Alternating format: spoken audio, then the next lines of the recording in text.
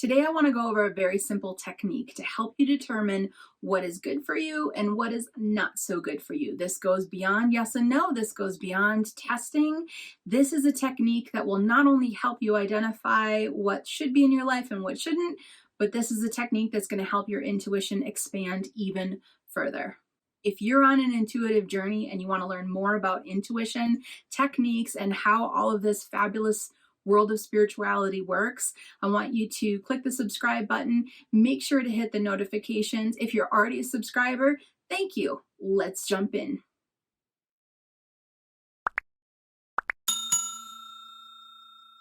In this session, we're going to cover a technique that goes a little bit beyond yes and no intuition. Now, let me say this right out of the gate. I love yes and no intuition. Love it, love it, love it. I use it all the time. Still to this day, I probably will continue to use it from here on out. I did an entire session on it. I'll put a link to it so you can go back and listen to that session. It's very helpful. It's helpful to keep your intuition flowing, obviously to give you guidance, and also to really get a feel for how your intuition speaks to you in its strength. Now, this session today, we're going to go in a little bit further than just yes and no. This isn't going to be necessarily an asking a question about one particular thing. This type of technique is more of a scanning technique, and a scanning technique that asks for your intuition, your guides, your loved ones, your higher source to be able to highlight in front of you a direction to follow or what is good for you on your path. Let me give you an example. It's the easiest way to explain this. Let's say that you are looking for a job and you're knocking it out of the park. You got 3 offers. They all came in one day, and you're like, whoa, okay, now I have to decide between these 3 offers. With this type of a technique, it's more of a scanning technique intuitively. It's a technique where you're asking your intuition to highlight where you should be putting your energy. So what you would do in this scenario is create a way that in right in front of you in your visual field, you can isolate these 3 jobs, whether it's a printout of each job information sheet. You can write the job name down on a sticky note, put 1, 2, and 3, and then step back a foot or 2 and just relax. Relax into your intuitive channel. I want you to do GCP because you know I love GCP, Ground Clear Protect. If you're new to the channel, follow all the links. It's a technique and a tool that is foundational, and it's going to ramp up your intuition big time. But first you do GCP. Then you've got these 3 choices laid out in front of you, and you've taken a step back. What I want you to do is I want you to ask your intuition, your guides, your higher source, ask them to highlight what will bring you joy. Highlight in your visual field, and I'll give you an example for those that are not so visual as well. Highlight what's in your visual field, what's inside this visual field of yours, what's right in front of you. Highlight that which will bring me joy, is best for my path. Highlight for me my direction that's going to feed my soul, that's going to bring good and new things to me. When you do this, there's a few things that can happen. Each of us are different. It's really important to remember your intuition is unique. It's unlike anyone else's. So your intuitive channel is going to speak to you in a way that is unique to you. So stay open. Are you drawn visually to one over the other and you can't seem to pull away from it? That would be an intuitive feel. Does one seem brighter? Is there a colored hue that shows up over one and not over the others? Do you see a vision or an image appear next to one versus the others? What you're doing is you're asking your intuition to highlight that which you should move toward. This is a fantastic practice because instead of just the yes and no, you're opening up this area of your intuition to be able to possibly relay even more information in highlighting that one piece. You might see an image, or you might see a vision, or you might hear something.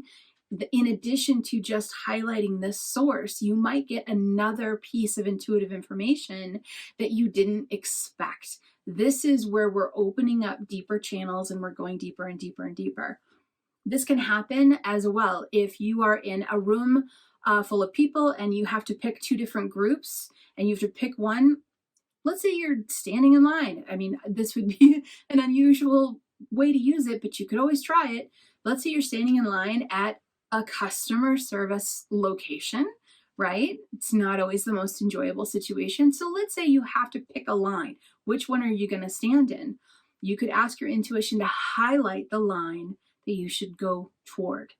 Maybe there'll be a brighter light on one. Maybe you'll just be automatically pulled to one. Maybe you'll see something, feel something, or hear something that pushes you toward one over the other. This is your way of saying to your intuition, show me the best path, the path that is in the most flow for me. You can use this with job choices, purchasing choices, relationship balancing is what I want to say, because making a choice in a relationship is far deeper than just, taking a quick intuitive look at it. There's a lot to relationships. But do I go this way? Do I go that way? Which one of these 5 things in front of me is going to be my best choice? You can use this with what do you eat? What don't you eat? What activity do you do? What activity don't you do? And if it's not necessarily in front of you, this is a good one. If you, for example, want to start being more active and you're not sure if you should swim or walk or do yoga, but it's not like there's a swimming pool in front of you and a bike trail in front or a walking trail in front of you and a, yoga studio in front of you, pull out visuals. We've all done visual boards, right? We've all done affirmation boards, et cetera, et cetera. Pull out some visuals at the most simplest step.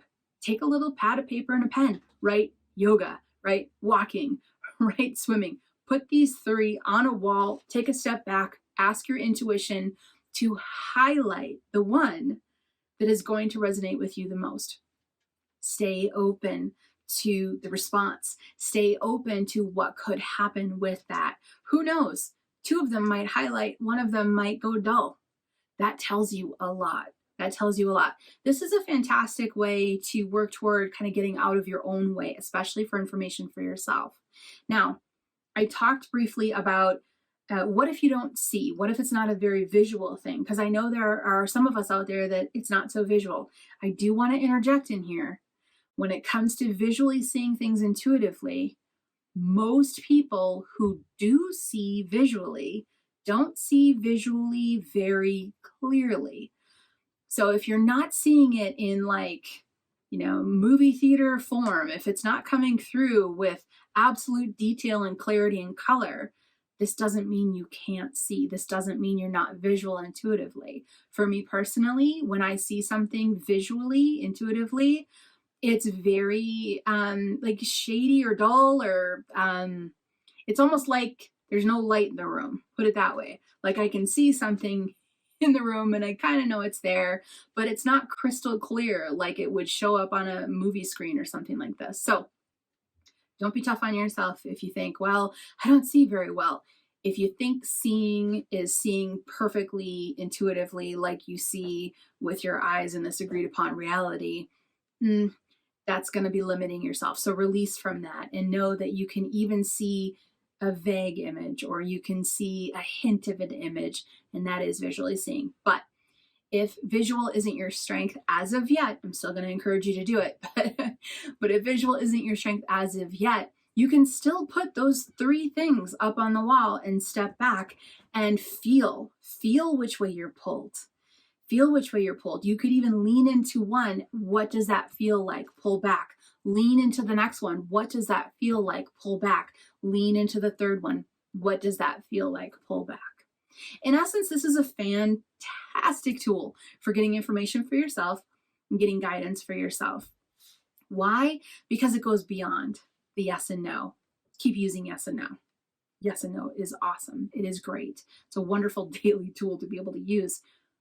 But this opens up possibilities of saying, just highlight the direction and I'm going to lean into it. Whether you're physically leaning into it to feel it, whether you're visually leaning into it, more intuitive information might come up. Something you didn't expect, something you were unsure of, but a helpful piece of information when it comes to your journey. So give this a try. Let me know how it goes. Let me know if it's a good, helpful decision maker for you. You know, we always make decisions in a balanced state. If you know anything about me, you know how important I feel balance is.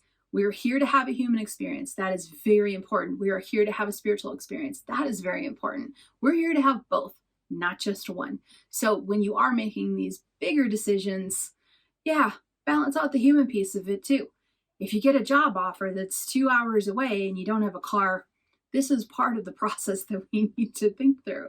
So balanced spirituality is very important, but if you want to use your intuition to get a little bit more deciding information on the direction that you're going, or the relationship or the job or the activity that you want to start doing, this is a great way to get started. We took yes and no to a deeper intuitive level. If you're interested in card reading, click this video next. It's going to show you how to take your card reading to a deeper level as well.